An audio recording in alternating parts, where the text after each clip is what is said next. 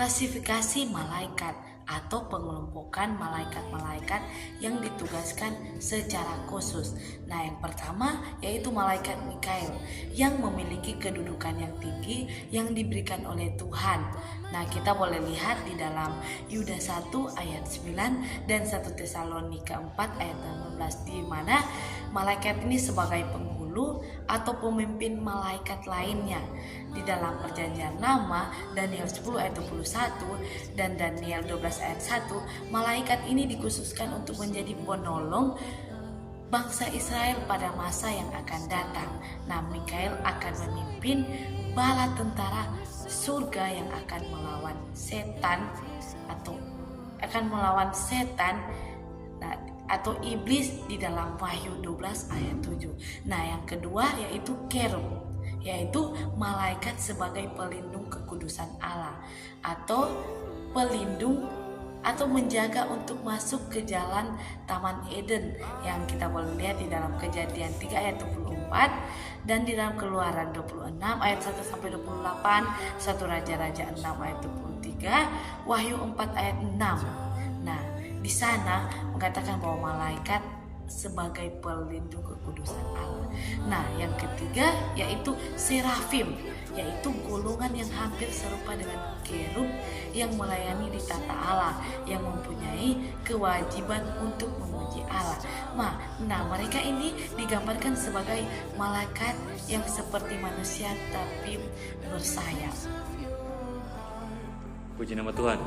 Pada kesempatan kali ini saya akan melanjutkan penjelasan dari teman saya yang membahas tentang klasifikasi malaikat.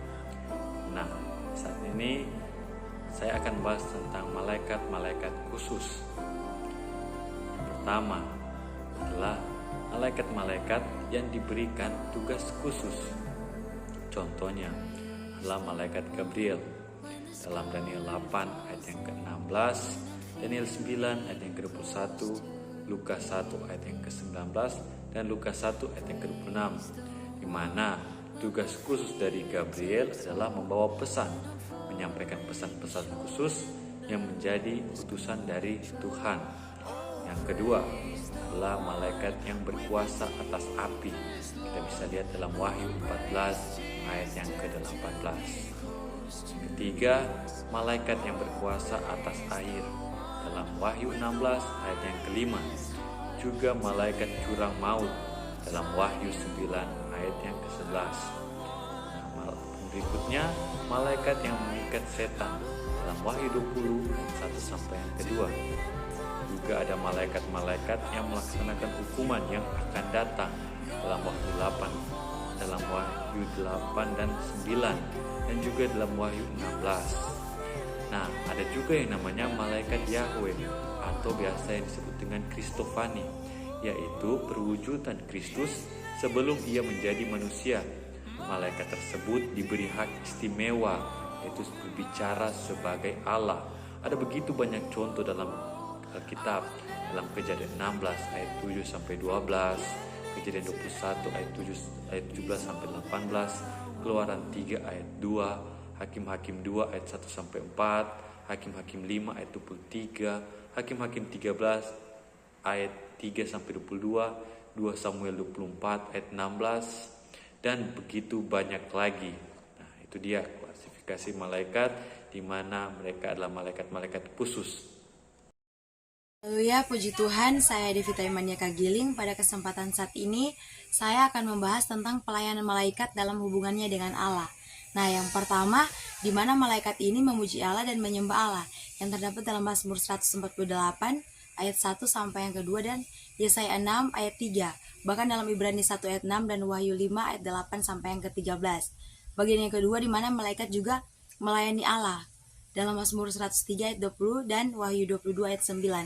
Bagian yang ketiga di mana malaikat juga menjadi alat untuk melaksanakan hukuman-hukuman Allah, yaitu dalam Wahyu 7 ayat 1 dan Wahyu 8 ayat yang kedua. Nah, kita melihat dalam hubungannya dengan zaman-zaman baru, di mana malaikat ini juga terlibat dalam memberikan hukum Taurat dalam Galatia 3 ayat yang ke-19, bahkan dalam Ibrani 2 ayat yang kedua. Malaikat juga mereka aktif pada saat kedatangan Kristus yang pertama dalam Matius 1 ayat yang ke-20, bahkan Matius 4 ayat yang ke-11. Malaikat juga aktif selama tahun-tahun permulaan gereja dalam Kisah Para Rasul 8 ayat 26, Kisah Para Rasul 10 ayat 3 sampai 7 dan Kisah Para Rasul 12 ayat yang ke-11. Malaikat juga akan terlibat dalam kedatangan Yesus Kristus ya pada kali yang kedua dalam Matius 25 ayat yang ke-31, bahkan 1 Tesalonika 4 ayat yang pertama. Nah, kemudian kita melihat di mana dalam hubungannya dengan Kristus di dunia, di mana malaikat juga menubuatkan kelahiran Kristus dalam Matius 1 ayat yang ke-20, dalam Lukas 1 ayat 26 sampai 28 dan Lukas 2 ayat 8 sampai yang ke-15.